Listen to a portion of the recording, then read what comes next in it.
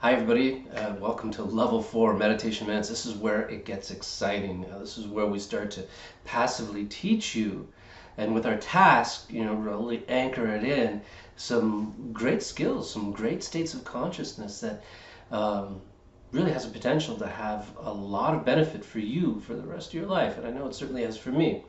So before I get into the instructions and talk about the task, the instructions and everything you really need to get going are here below, right? This video. You can just read all about it, reference it anytime you want.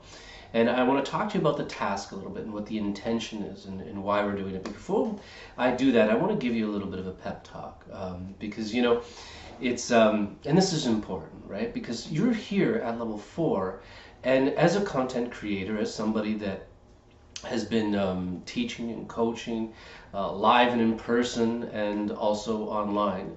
I know that the vast majority of people really don't get to month 4, month 5, month 6. It's part of human nature. It's part about getting busy and doing all kinds of things. And I know people that have dropped off will, hopefully eventually come back and get back on track, right? And if that's you right now, that's okay. Welcome back. That's awesome. Okay, but wherever you are in this, you are here. And I want you to pat yourself on the back. I want you to congratulate yourself because you are, in fact, in a very small percentage of people that are following through. Even if you took a break and you come back to it, or whether you've started and you're still with us right from the beginning, you are in a very small percentage of people that actually follow through.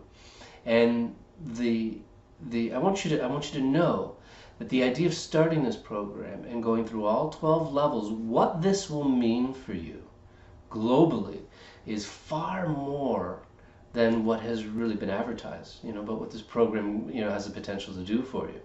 It's really strengthening. If you think about everything I'm asking you to do and all of the tasks and the instructions and booking your sessions. I want you to think about the instructions and all these different layers and components. If you've been with me for any number of years, there's always a deeper method to my madness, my instructions. I'm never giving you a single instruction, or very rarely anyway, a single instruction for just one simple purpose. Usually, everything that I ask you to do, right, it ties into all kinds of different things so that we're creating a greater effect than just the individual parts. And that's what I do. That's part of what has made me very successful as a coach and private practice, is that I give people these tasks and things to do and specific instructions that seem kind of simple and sometimes maybe even seem unrelated. But when you put them all together and you really take a look what it's designed to do over time, it's far greater than just the simple sum of the parts, right? So I want you to know this because, think about, the whole idea of booking your sessions and showing up for them and all the tasks and the visualizations. That's this month. We'll talk about that. What are we building here? We're building the morphic fields of the selves. We're building self-discipline. We're strengthening our mental muscles on so many different levels, right? And will that have an amazing impact in your life? In addition to being able to reach some of these beautiful states of consciousness, you bet it will. It'll serve you your entire life. So I'm almost done with the pep talk. I just want to say congratulations. The second part I think it's really important to emphasize here is that, this is about the time where people will be challenged. Challenged in the sense that maybe the warm fuzzy feelings about watching the videos maybe are not coming as often, or maybe they're not there, or maybe you'll get to a level, whether it's level 4, level 5, level 6, you go, man, I don't know, something about this I don't like, right? That could come up. Right? And there's a lot of different ways you can be challenged at a particular level. You can be challenged with doing the task. You can be challenged about sitting down and actually just doing the meditation minute sessions, even though they're just, 7 minutes. There's a lot of different ways that can challenge you. Everything from just having trouble doing it and committing to it to maybe just not even liking something about the stimulation, or just maybe even finding something difficult. But whatever it is, it doesn't matter, right? Likely at some point in time, and you may have already experienced this, you will be challenged in this process. And I want you to know that that's okay and that it's a good thing, right? Because what's happening when we're getting challenged is that it means that we're getting to a point or a period where it's time to rescript, renew, reprocess, reinvigorate, heal. Any of those words apply, right? Any of those things can happen when we're challenged. When we're being challenged, it means we've come up against something, right? That needs to be healed, changed, refreshed, renewed, rescripted, reprogrammed. Any of those words fit, all right? They're all different words, but they all represent, that whole sense of when we've come up against something, a block of some sort that's got to be changed, and oftentimes when we're challenged, that's what's happening. We're challenged, we feel we may not like something, we don't want to do something, or it's hard, or whatever it is. That's usually because we're at that place where we're going to do something significant. You are going to learn something new. You are going to be, and that something new, when you learn it, or something that's reprogrammed or rescripted, or maybe even just removed, reprocessed, whatever it is, that when that happens, that means a lot of things are going to begin to shift and change in your life. It sets off a chain reaction. Now, sometimes these chain reactions, you don't notice it right away, but think about it. If you all of a sudden, right, rescript this whole idea about completion, or start to change, your self-discipline at a core level, or what you believe you can do and can't do, well, that rescripting, that reprocessing, that reprogramming, right, is a core thing. And as that shifts and changes, that means a lot. It's going to affect a lot of things, right? Right? It has a systemic effect. And so when we're challenged by something, this may not apply to everything in life, and it doesn't apply to everything in life. But if you're in a self-development, a self-help program such as this, a self-evolution program, and when you're challenged, by something that is good for you, that is good for you, right? You're challenged of it because you've come up against something that once it's reprocessed, rewritten, rescripted, whatever it is, right? It will have a systemic effect on your life in a positive way. And that's what it means to be challenged. So, oftentimes when I talk about meditation, I'm talking about, I say, if you get distracted, right? If you're going back and forth between the focal object and the focal word, and something gets distracted, I say, celebrate that distraction, accept it, dismiss it, and go back to what you were thinking about, what you were focusing on, what your task is. And I said it's a good thing, because those distractions are the weights in which we strengthen our mental muscle. And in the same way, so are these challenges. When you're challenged in a self-help, self-program, these are the weights in which we strengthen ourselves, our soul, our character, our being. All right? So if you're challenged with it, I say, I welcome this challenge. I know what's going on here. I am self-improving, I am growing, I am changing, I am rescripting, I'm reprocessing, I'm reprogramming core things. That's why I'm coming up against this challenge. I want you to verbally, mentally acknowledge it to yourself. So when you see and feel that challenge, I want you to stop and just acknowledge that. It's because I am up against something that's going to have a positive effect. It's going to have a systemic positive effect, and there's part of me maybe that's resisting that. Because that's what happens, right?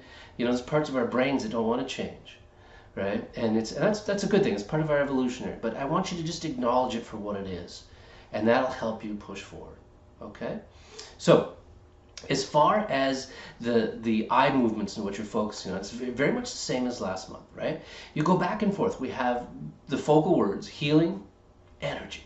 Okay? Two focal words here. And I want you to go back and forth. I want you and we have that focal object. And of course the speed of the focal object is changed now.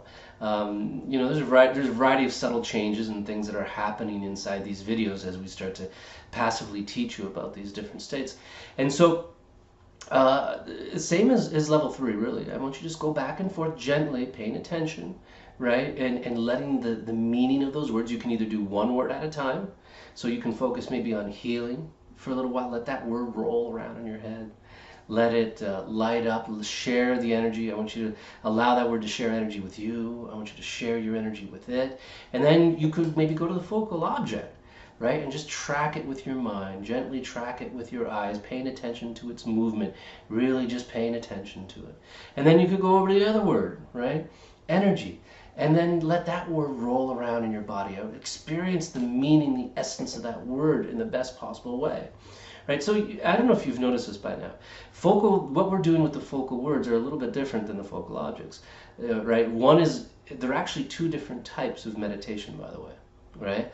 And one is more of a focal and an attentive, trains the focus side, and the other type of meditation we're working with the words is more of an awareness and expansion meditation. So we're actually doing two, right, types of meditation every time we do these sessions, right? We're strengthening two sides, the awareness side and the focus side. So just thought I'd throw that in there so you understand what's happening. So, okay, and you just do that. Or you could sort of defocus your eyes and pay attention and experience both of those words together, healing energy. It's almost kind of like a sentence, or those words together form a different type of idea in meaning, different than just healing, different than just energy, right? So when you're thinking about when you're paying attention to the focal words and letting the awareness, letting the words expand in your mind and your system, you can do each individually. You could do them together as a sentence, right? Either way works, right? You could just bounce back and forth. You could do healing. Let that awareness let it roll around, and let the meaning of healing expand for you inside your consciousness. Then you could zero in on the movement of the focal object, and then you can go to the other word, energy, and you can let that come in and expand and roll around, expand that essence and meaning for you. And then you could go back to the focal object, then you can go back to the other word, the focal word. Do it any way you like. Right? Go back and forth between them, or just go experience both words together, then go to the focal object. However you want to do this, any way of doing it is good. Bounce back and forth, right? And as you know, if at any point in time a distraction comes into your mind, whether you're focusing on the object or you're working with the focal words, or should I call them expansion words? Maybe expansion words is better for what it really is. And just simply acknowledge the distraction, dismiss it, and then go back to what you're doing. Right? Go back and forth. That's your job for this video. Pretty easy. Right? So your task for this month is visualization. It's really self-visualization, and all I want you to do is do between 5 and 20 minutes, right? On days, ideally, do it anytime you want. 3 to 5 days a week, right? It's better that you just do it anytime you want than not do it at all. But ideally, for the best results, you want to do this visualization on days that you are doing your meditation in minute session. And then for even better results, you either do it right before or you do it right after, or even just on the same day is great, right? So I've got all those details written down on this page. Go over them, okay? The goal here is that you want to visualize heat, light, color, energy, movement for the purpose of strengthening something, healing something, augmenting something, becoming stronger. I mean, it could be improving your immune system, healing a physical wound, improving your eyesight, whatever, building better memory, whatever it is, or even just moving heat. It was one of the things I did for a while. I'd say, I just want to make this hand heat up, right? Whatever it is, you're strengthening something incredibly powerful. And you can switch from one time to another, experiment, play around, but I want you to do between 5 and 20 minutes. I mean, ideally, I'd like you to work up, right? Start maybe with 5 minutes, and maybe towards the end of the month, maybe you're doing 10. Maybe you've squeezed in a 20-minute session. Ideally, do your best to work up, right, to a longer time. But really, anywhere between 5 and 20 minutes is perfectly fine, okay? And what I want you to do is simply visualize heat, light, movement, energy moving, right, in your body. So you may choose to heat up a hand. You might think about maybe, if, your brain healing, right, or something like, let's say somebody had an injury or you had a wound somewhere. Imagine the healing mechanisms of your body rebuilding and regenerating the tissue. If you got pain somewhere, imagine maybe the anti-inflammatory responses of the body going in and taking away the toxins and reducing the inflammation. Maybe you're just focusing white light. White light is a great way to heal. Just imagine maybe the liver, the kidneys, or whatever organ you might be struggling with, the intestines. Imagine white light surrounding it, right? Just imagine, see yourself, see the organ, see whatever it is, and just imagine the white light going in you know, and however you want to do it, right? However you want to do it. Some of you, I want you to resist the urge to ask me if the way you want to do it is the right way or not, okay? I want you to tap into your innate intelligence. All I want you to do is do this, all right? 5 to 20 minutes, okay? Whatever way you want to do it, right? You can imagine the white light coming in from the top of your head. You could just imagine the organ there just enveloped in white light. You could imagine, you can see yourself, and then imagine, you know, from a third, like maybe you are looking at an image of yourself, and then you see white light coming in on you and moving to a particular organ. That's a great way to do it, by the way. I often do that as well. Or you could just imagine that you're seeing inside your own body and you see the organ and the white light goes there, or the heat, or whatever it is, whatever you're doing, right? So so play with it to see what works for you. I like to go back and forth. It's like sometimes it's like I'm in a movie theater and I see an image of myself and I see the healing come in and focus in on a certain part of my body. And other times I'm visualizing, I'm just seeing inside my body. Experiment with that. Go back and forth. But however you want to see energy, healing, and movement go in your body, I just say go and do it for 5 to 10 minutes. 3 to 5 days a week, and I give you some suggestions below this video. I mean, there's a whole bunch of content here of what you can do to get great results. I suggest read up on that. And again, feel free, if you have any questions at all, please, in fact, do not hesitate. I want you to feel open and free to talk about anything. And there are really no bad questions at all. There really isn't, right? I just say, before you ask a particular type of question, I want you to ask yourself. Give it some time for you to find the answer. Right? I really want you to exercise some innate intelligence here, and it's okay to ask questions. I love questions are great, but I want you to just. I really want to encourage you to exercise tap into your own self-knowledge and your own receptive channels, right? So I'm not discouraging you to answer questions or to ask questions, okay? I simply am encouraging you to look inside a little bit more often for the answers. And that's a great thing. And if you look inside and you go, hey, I don't know, I think I should ask, then please do ask. I mean, I want you to ask questions, okay? So, like I said, everything I'm asking you, everything I'm telling you to do is for a reason here, right? We're building and we're creating something that's, and we're strengthening, much more than just what this program advertised. So keep that in mind, and until next time, I hope you have an amazing day. Bye for now.